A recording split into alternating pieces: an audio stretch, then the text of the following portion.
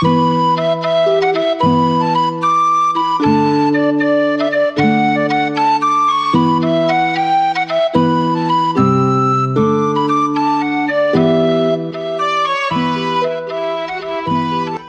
morning. You're listening to Highland Waves, a podcast originating from Marshbrook Studios, situated beside the world-famous Margaree River in Cape Breton, Nova Scotia, Canada. At Highland Waves, we feature stories about the people, the places, and the visitors of Inverness County. I'm Pat Wall, your host. With me in studio this morning is Mr. Tommy LeBlanc, a long-time lobster fisherman who also happens to be an engineer and fishes from Margaree Harbour here in Cape Breton. Good morning, Tommy. Morning, Pat. How are you today? We're just great. Tommy, you were born and grew up in the Belcote area? Grew up in the Belcote area, yes. Yeah. I grew up in the same house that my family lived in for probably 7 generations, something like that. I grew a long time Belcote family. Okay, that's great. Was your father a fisherman? Yeah, later in life, he did, in that generation, you did whatever you had to do. He drove truck, he worked, went away to work in the mines, he had an oil truck at one point, and then he started fishing when I was probably about 5 years old. Okay, so anything to put some bread and butter on the table for your family. Well, it was the same with every family in That's true. Those days. What age did you begin fishing with him? I took to fishing from 5 years old on. I remember when he got his first boat. I was a wharf rat growing up. When I'd get home from school, I'd hop on my bike and drive down to the wharf to see what was going on, if they were working on the boats or just who was around. I spent a lot of time hanging out at the wharf, and my interest kind of stuck with it. As I grew older, I spent more time on the boat. I fished more, and eventually started fishing with them after I finished school and stuff. So. Okay. Did you enjoy it? Yeah. No, I've always enjoyed it. Okay. I've always been interested in it. It's times have changed, and I'm sure the fishing industry has changed, particularly the lobster fishery. Can you talk about that? With respect to boats, traps, gear, weather. Yeah, well, I would say the biggest change is there's less work and more money. So at one point, it was just trying to sustain. In my father's day, they would have just been trying to make a weekly check. You would have been trying to sustain yourself, and now there's a lot more work, or a lot less work. Things are more mechanized. You're in bigger boats, you're in safer boats. You have money to buy new stuff. You're not just trying to hang on to what you got and get through with it. When I would have started going out fishing, it would have been past the times when you were using mechanized haulers, like haulers that were driven by the engine through belts and stuff.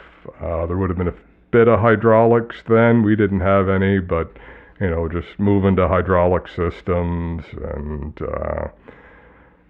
bigger boats where you have room to move gear. You're not tripping over each other, and you can fish in rougher weather. It's a lot more comfortable, a lot easier on the back. I often think, back to people of those days and earlier that, why they had to.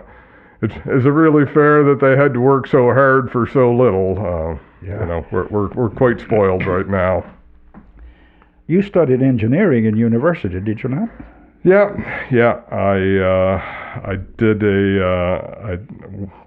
after high school. I did pretty well in school. It came pretty easy to me. So I wanted to keep going. I did a degree in science first, and then wasn't really sure where to go with that. So kind of engineering was the next path. At what point did you become a full-time fisherman? After my third year of university, my father developed cancer.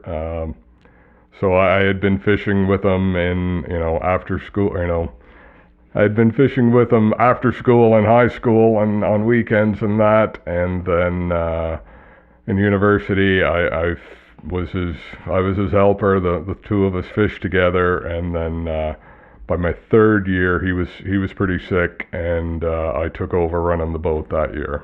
Okay. Does your engineering background help you as a fisherman? Yeah, maybe I'm biased, but I think engineering kind of helps you with everything. Engineers like to toot their horn that they're trained as problem solvers, so I think that helps you in everything. Okay. Most people not familiar with the industry look upon fishermen as taking a boat, going to the fishing grounds, returning, and selling their catch. Perhaps you could tell us what you have to do to prepare for the lobster season, which runs from May till July, I guess? Yeah, I guess it's as all-encompassing or as, easy as you want to make it. I try and do as much of my own maintenance and gear work as I can. You can hire people to do anything now. So I build my own traps, kind of do my own rope, try and do as much on the boat as I can. So there's always something to do if you're looking, I guess. Do you have a paid crew? Yeah. I've got another fellow who has an engineering degree fishing with me. He's Brendan McKinnon. He's been with me for over 30 years, 32, I think. So we've been fishing together a long time. I noticed on the first day of the season here in Margaree, there's a parade of boats. Usually, I don't know how many, but they leave the harbour led by, I would assume, the senior fishermen of the area. Once outside the harbour, how does each captain know where to put their traps? So basically they're led by. We go out in sequence from where you're parked on the wharf. Everybody has an assigned spot to put their traps, so it's not really a seniority privilege to be at the front of the pack, but. Basically you start, you go where you think there's gonna be fish, where you caught fish last year, where you caught fish the year before. You start out somewhere generally probably pretty safe, and then you keep moving from there. Some people travel farther than others, some are closer to home. Okay, so it's basically a first come, first served. There's no markers on the water. No. Yeah, it's definitely first come, first serve. There are between harbors there's kind of lines we don't cross with our adjoining harbors, but within the harbor, it's first come, first serve. Okay. It's not always that way, though. I know down in the Yarmouth area, they have what is called dumping day. And I've been down there to photograph it, and it's very hectic and not always safe. And in fact, they've had some fatalities down there during that particular time. So what's the difference between them and here? Well, unfortunately, we're not that different. We did have a fatality probably maybe 20 years ago on setting day. We had a boat that capsized. So yeah, we're not foreign to that. They're fishing a lot further off in a lot of cases. That makes things a lot different. They're there's a lot more of them. So the more boats you have out there, the more chance there is of something going wrong. And they're on the open ocean, where within the Gulf of St. Lawrence, where conditions are different. We're a little more sheltered in some respects. We have our own challenges but they're on the wide open. They're open to the Atlantic there, so it's a different fishery. They also have a different time of the year, of course. They fish during the winter time as well. So yeah, definitely. It makes a big difference there. How many traps does a lobster fisherman here have to fish with? In our area, we have 250 traps. When I would have started, we would have had 300, and we've dropped a couple of times for conservation measures. Okay. Perhaps you can tell us about the actual setting. You have a lobster trap. It's attached to a rope. It goes to the bottom. What's the setup? So we fish 5 traps to a string in this area. We're mandated to that. It was still another kind of management decision we made. There's 5 traps. There's probably about 50 or 60 feet of water or feet of rope in between each trap, and then there's a 60 plus foot buoy line on each end of the string. You go to your buoy the next day. You hook the buoy, put the rope in the hauler, haul the traps up, take the lobsters out, put new bait in, and find a place to reset it. You may put it back where it was, you may move it to somewhere new. Okay. What's a typical day for you? What time do you get up in the morning? I get up around 3 o'clock fishing lobster, and we leave the wharf by 4. I fish around Margaree Island, so that's probably about a 40-minute steam getting there. So I like to get there just kind of as daylight's breaking. So we would fish all around the island. That's probably going to take us till 7, 8 o'clock. Then we'll make our way across the shore to St. Rose, and then we'll work our way back towards the harbor, heading back north. How many days a week do you fish? We fish lobster we fish 6 days a week, so Monday to Saturday. There was a time when we fished 7 days a week, and for a brief period, but once again we got away from that. It was once again a management issue, conservation, less effort, and in reality, I'm not sure we were any further ahead fishing. We were any further ahead fishing 7 days a week than 6 days a week in general. So is that mandated, or is that an arrangement you have between your fishing folks? That's a good question. I should have done my homework on that one. I think it's mandated, but whether it's actually part of our conditions or not, I'm not sure. Because you can go out and move gear. Maybe it's only because they don't buy on Sunday. I forget how technical it is, but it's a generally accepted principle. Okay. You always go out early in the morning and return usually around noon in this lobster season. I guess the reasons for that is weather related, maybe? Yeah. I think originally, I think that would be the main reason. There's also kind of some supply chain stuff, whereas the people buying it, they've got to be able to deal with it, get it on the road. It's very perishable, so they've got to get it moved and move towards processing and markets. The earlier you start, well, you kind of have some you have a bit of contingency if things go wrong or whatever, that you get your full day in. I'm not sure. Lots of people have asked that question, and I'm not sure there's a definitive answer. You said you have a crew member that works with you has been for some time. Do your crew and you take safety training on a regular basis? Yeah.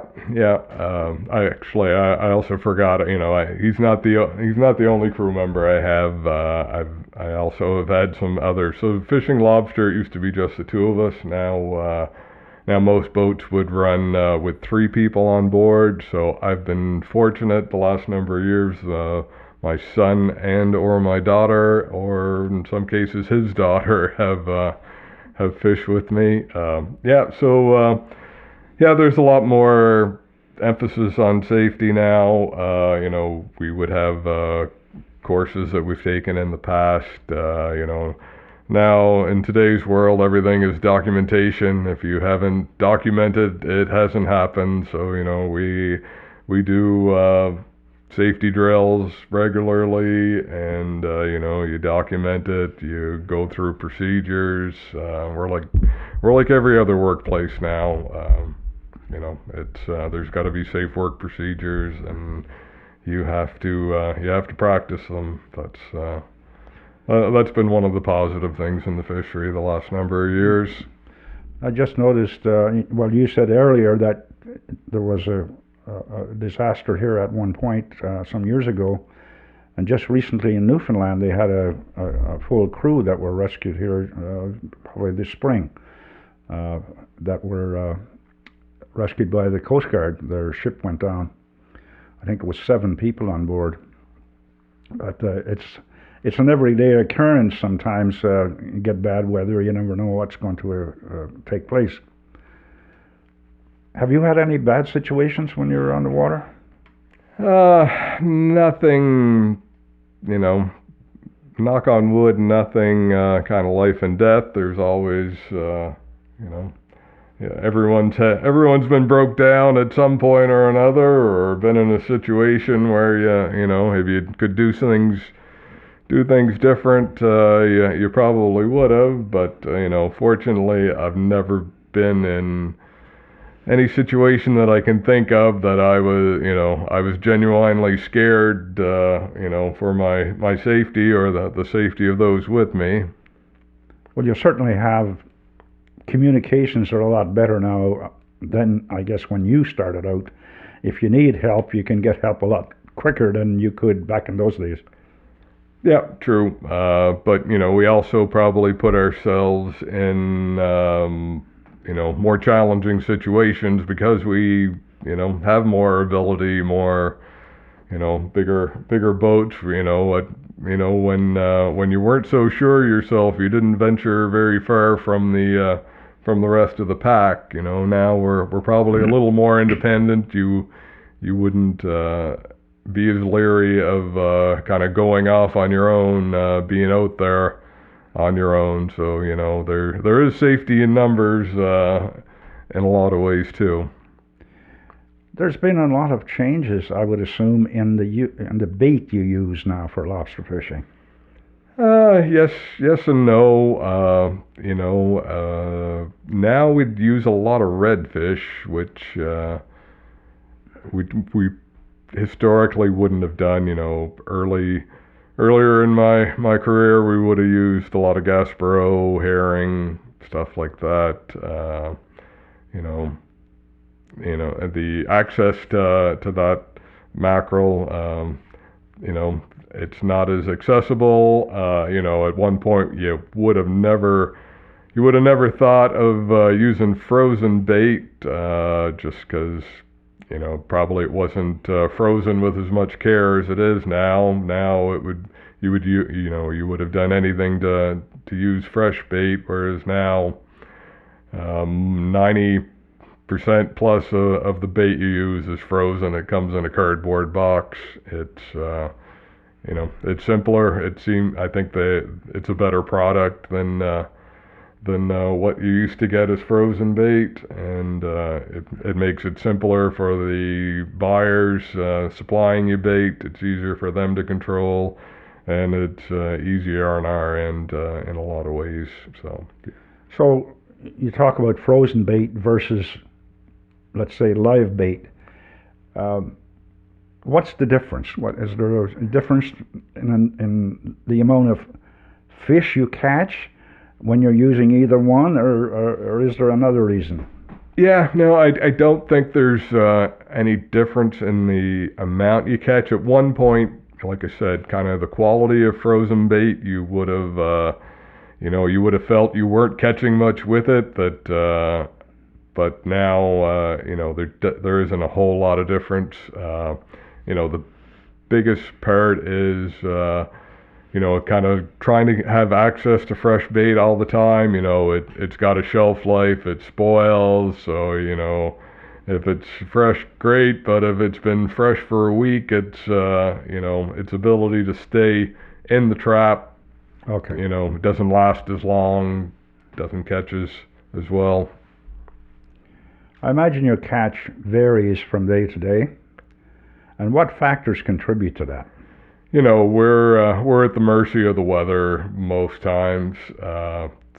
Fish and lobster, so the season in general will depend on what the weather's like. Lobsters are a cold-blooded bug, so if the water's colder, they're not moving as much, and they're not as hungry. So the more northeast wind we get kind of brings colder water in from the Cabot Strait. So if you have a storm, winds from that area, you can see the water temperature drop several degrees overnight, and they go into a bit of a thermal shock, and they just stop moving. And then when the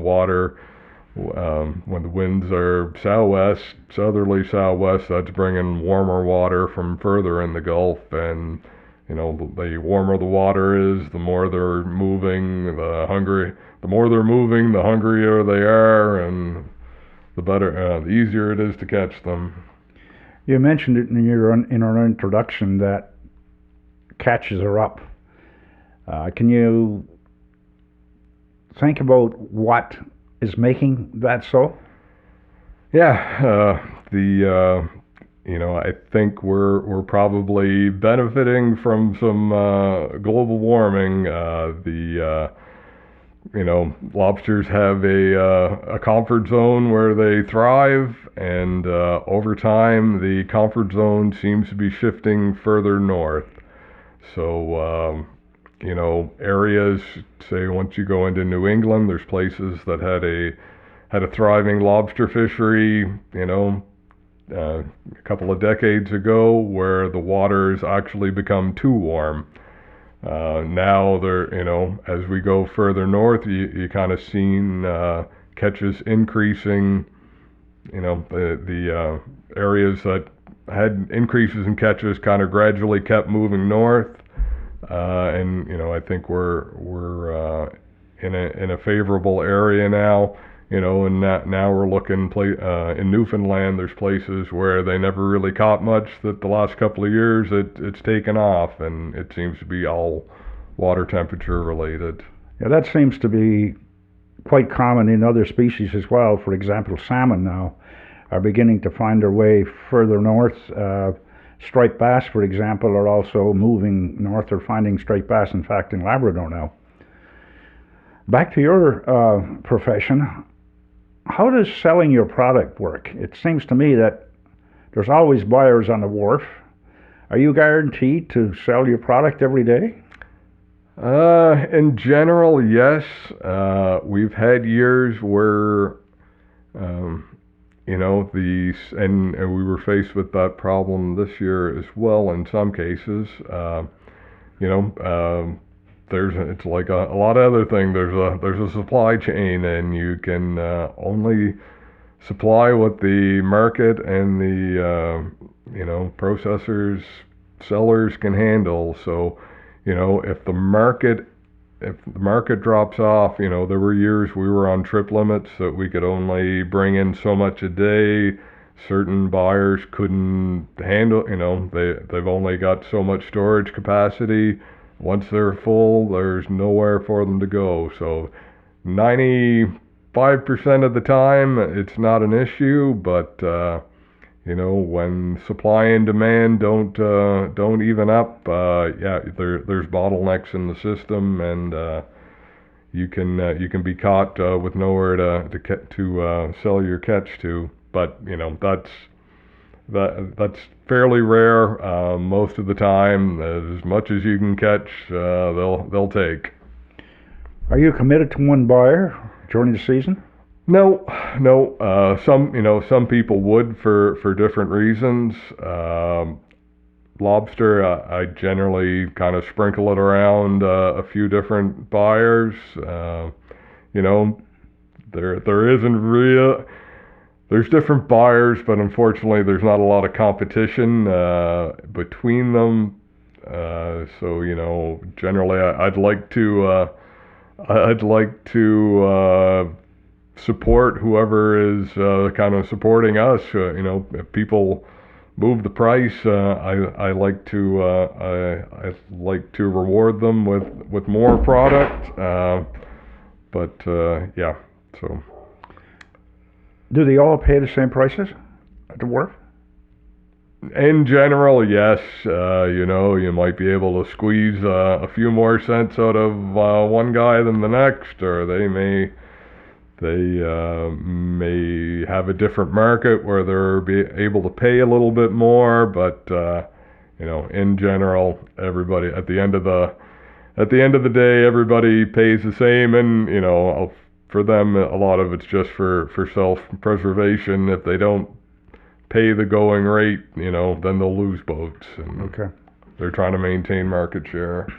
How do you deal with people who, like me, who would want a feed of lobsters for my family showing up at the wharf?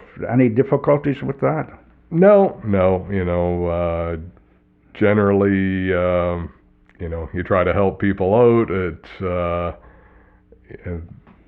most people are cooperative to people that are looking for a feed on the wharf. It's something we've always done, and it's like a lot of other things. You try to take care of your neighbors.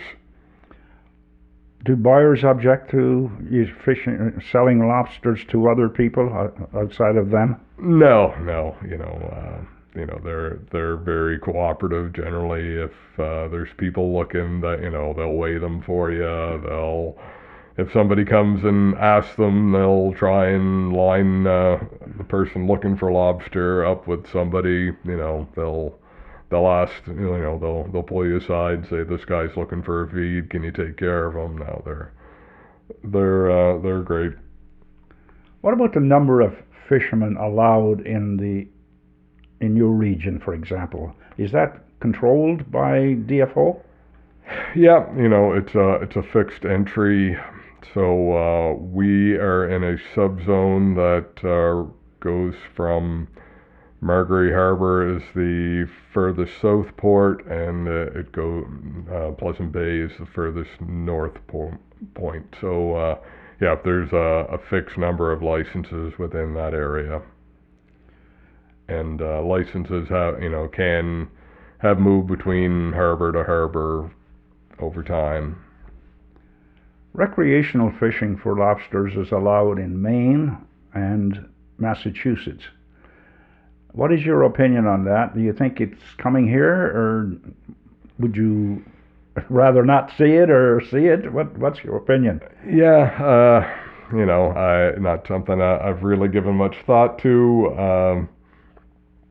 I guess as a stakeholder in it, I probably wouldn't be a fan of the idea in the and when you look at the world in general, anytime there's kind of an opening, there's always someone that's looking to take advantage of that opening. So it would be difficult, it would be difficult to police, would be my biggest concern. Okay. Before we wrap up, is there anything you would like to add? No, it's, I've been very fortunate to be able to stay home and make a living in the fishery. It's something I've always wanted to do. I've been fortunate that way. I've been fortunate to raise my children around it. That they've all taken, or both of them have taken an interest in it. They enjoy it, whether or not they'll consider a future in it. They're still in university. They've got their whole lives ahead of them, so who knows where that'll take them. But no, I couldn't have been any luckier. It's been great. Well, that's great, Tommy, and I'm pleased to hear you're so positive about this profession that you're in. And I want to thank you for coming to educate our listeners about the life of a professional lobster fisherman, a life that's often not recognized for the dangers often encountered as you ply your trade to make a living.